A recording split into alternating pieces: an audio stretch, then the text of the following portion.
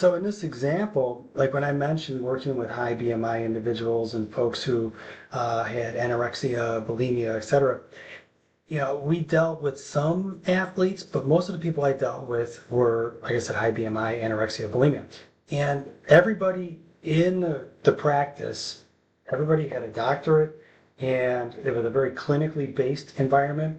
I was the person who handled everything, if you will, from the neck down. I was the fitness guy, and everybody else on staff was a dietitian, nutritionist, psychologist, etc. So it's kind of a holistic approach to working with individuals, and it's very much the same. And I want you to think of this in terms of what I did. I was working in a very clinical environment. I had a number of psychologists, PhDs that I worked with, who basically did everything from the neck up. We always joked around about that. But they were all licensed through state boards, and they were there to treat people with these emotional disorders. And they had extensive training, in their case, in eating disorders and psychological, emotional, and physical abuse. Now, the people we're talking about for clinical sports psychologists, they too are in a clinical environment, but they'll be licensed by a state, much like the people I worked with. And those individuals probably are dealing more on the sports side of the house, so they have more of a background in sports, and they've had more training there. But they certainly had a ton of experience in emotional disorders as well. So if we go ahead and scroll this down a little further, they make the point in the book to talk about eating disorders and substance use disorders are two areas in which clinical sports psychologists can often help sport and exercise participants. And we oftentimes will see athletes who will have body dysmorphia, whether it's needing the presumption that they need to lose weight to compete or be more aesthetically appealing if they're in a sport that requires that.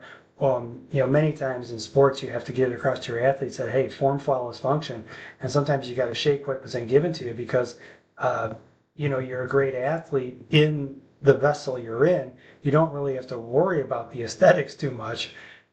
We're more worried about you being able to hit more runs across the plate or getting on base or being able to run more yards. I mean, that's really what we're after when we talk about athletics. So educational sports psychologists, they also have extensive training in exercise science, and they have extensive training in exercise science and physical education, and they understand the body, etc. And so, if you look at these two in terms of like what the big differences are, one is a little bit more clinically based, and now this would probably be more of a coaching environment, for example, kind of like what I did in working with my athletes at U of A or at Austin Peay down in Tennessee, even at Whitewater when I was coaching at Whitewater. The difference is, and I always make the point to show this, is between the two, the educational support, because you can almost bet there's going to be a true false question here. Educational support psychologists are not trained to treat individuals with emotional disorders, or are they licensed psychologists or counselors.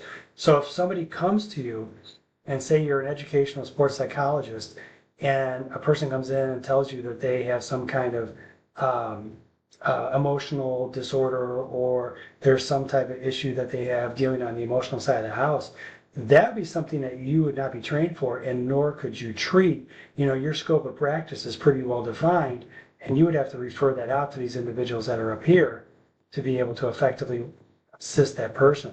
So knowing your scope of practice is kind of key, and very much like in my experience, I had my little bubble and scope of practice. I was not a person who did anything dealing with the psychological side of the house. It was all the physical side. So, and they make a point to talk about this in the book and talk about referring this out. You have to be able to understand that when you have somebody that you encounter with an emotional disorder per se, you have to refer it out to a licensed psychologist and somebody who is a clinical sports psychologist. Let's go ahead and jump over to the next two pages. And I'm going to narrow this or shrink this down just a little bit so we're not going nuts. Up top here, there was a little bit I wanted to go over. Here we are. So, and this is kind of key. I had a conversation with my mentor when I was at University of Arizona. We were at lunch and we were just talking about stuff because, your athletes will come in any number of different stations or affect. They'll have different days that are good and bad. And you talk about an athlete itself whose identity is fully wrapped in the being a good athlete and excelling at their craft. and maybe they have a bad day. They're equating their sense of self-worth to that. But you also have to understand that really everything that we did in the strength and conditioning world hinged upon the principle of general adaptation syndrome. We're applying a stressor to the human organism to elicit a training response. What's a stressor? Our bodies process stress, at a very rudimentary level.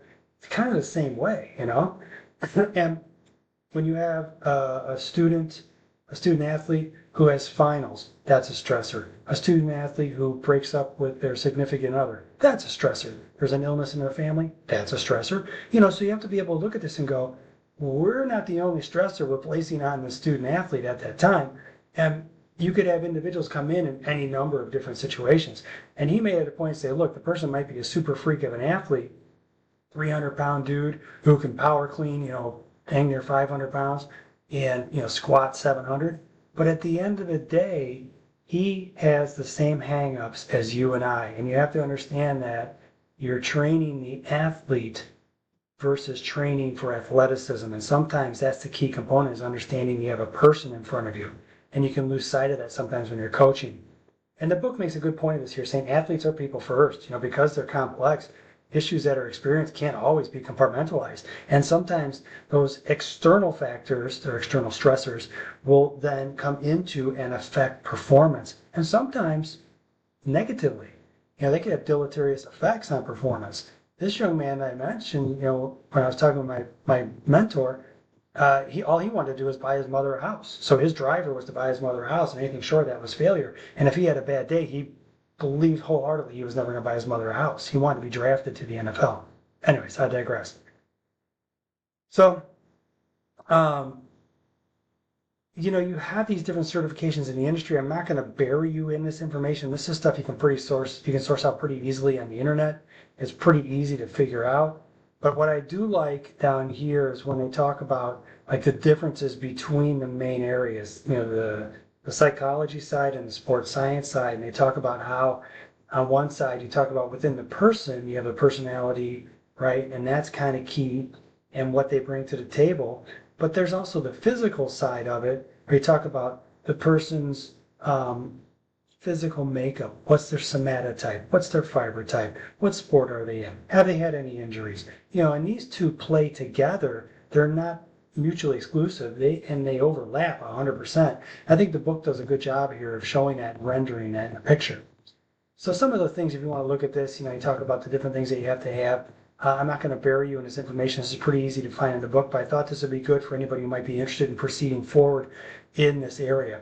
Now, I will tell you, for Chapter 1, that is as far as I'm going to go. So with this, I'm not going to take you into reviewing the history of sport and exercise psychology. I'm not going to ask you to learn about Norman over here and tell me what he did. That's so great. This is where we're going to stop the lecture for Chapter 1. So to that end, realize that if we were to sum this up, you're really looking at, individuals who come in. And what you're asking in a sport environment is you're asking individuals with individual idiosyncratic things going on.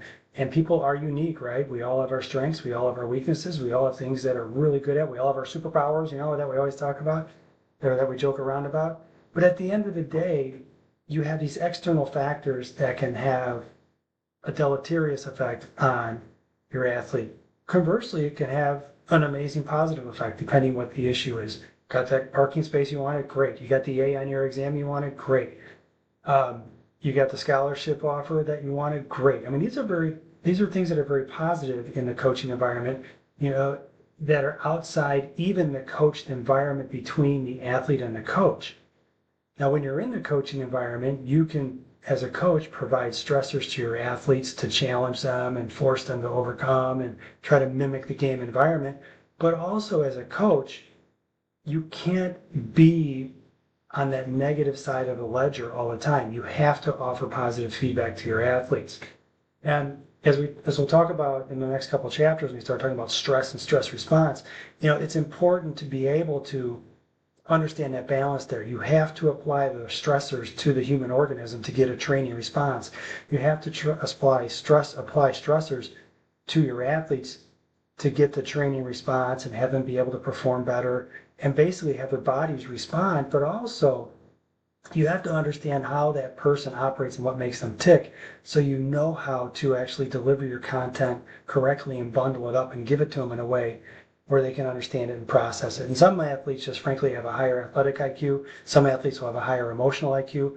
Some athletes will have a higher IQ in general, but that's a different story. You as a coach need to be able to recognize that, or you as a physical therapist need to understand where your person is in the process. An athlete who comes in, who's a pitcher, who has ulnar collateral ligament tear, and they had surgery. That's called a Tommy John, by the way. And they've torn that, and now they're out of pitching for probably 6 months. They're going to come in and have a different perspective of a light at the end of a tunnel than the person who's 6 months in and are going to go out and start doing light tosses and start progressing to doing long tosses and actually doing pitching simulations. So you got to understand who's in front of you and where they are in their process. All right, guys, thank you so much. Look forward to the next presentation. Bye.